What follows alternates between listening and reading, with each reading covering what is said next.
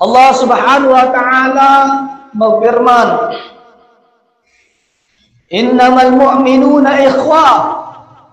Sesungguhnya orang-orang yang beriman itu adalah saudara dengan sesamanya. Quran surah Al-Hujurat ayat 10. Adapun kecintaan yang diwajibkan oleh Islam kepada setiap muslim terhadap saudaranya adalah kecintaan di dalam agama. Nabi telah mengikat hubungan antara kecintaan muslim kepada saudaranya dengan keimanan, seperti yang disebutkan dalam sabda Nabi sallallahu alaihi wasallam, "Al-mu'min lil mu'min kal bunyani yashuddu ba'duhu ba'dha."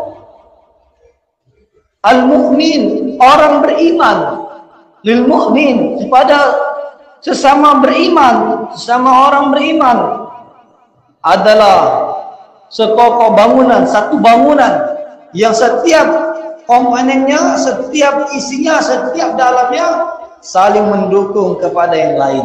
Masya Allah.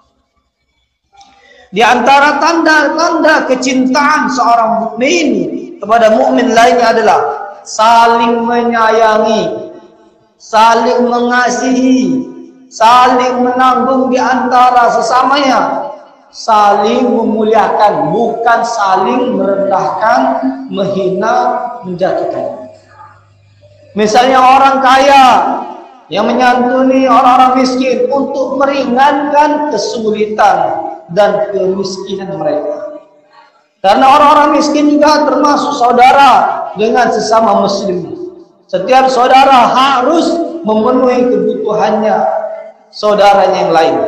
Maka seorang muslim yang kaya raya harus menyantuni muslim lainnya yang miskin, yang fakir miskin, dengan memberinya uang zakat, memberinya zakat, sedekah dan bantuan sosial apapun bentuknya, seperti yang disebutkan dalam firman Allah, "Man dzal ladzi yuqridullaha qardan hasana fayudha'ifahu lahu 'ad'aman katsira wallahu yaqbidu wa yabsutu wa ilaihi turja'un."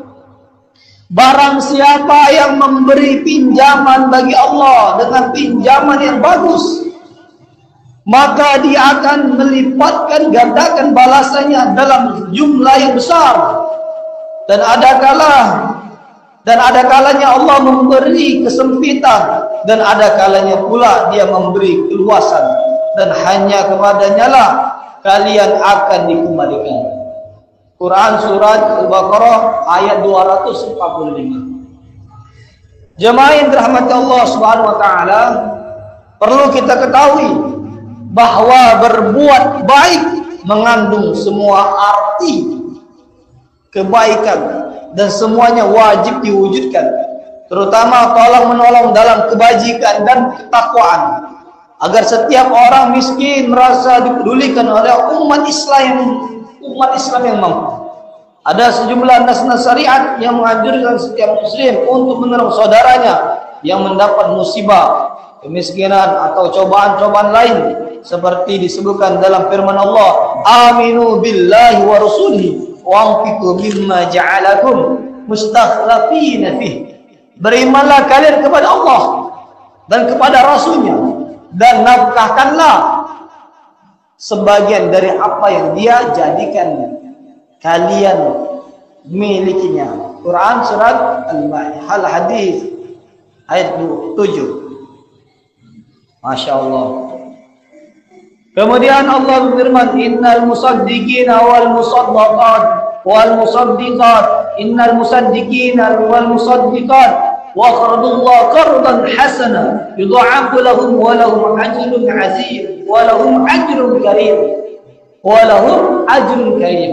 Sesungguhnya orang-orang yang menafkahkan harta mereka, baik laki-laki maupun perempuan, dan mereka memberi pinjaman kepada Allah, maka dia memberinya balasan yang berlipat ganda, dan bagi mereka diberikan pahala yang mulia. Quran surah Al-Hadid ayat 18. Allah Subhanahu wa taala berjanji akan melipat gandakan pahala nafkah sedekah yang dikeluarkan di jalan Allah, sebagai dorongan untuk memperbanyak pahala yang dia akan dapatkan.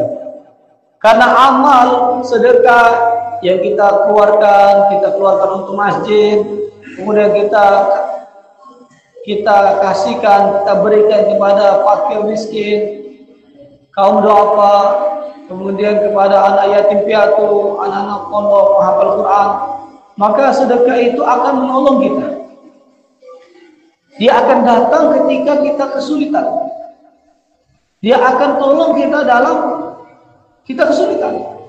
Maka amal kebaikan yang berupa harta itu manfaatnya di dunia maupun di akhirat. Maka yakinlah jamaah yang rahmati Allah SWT, orang yang banyak sedekah maka keburukannya akan ditutup oleh Allah. Karena sedekah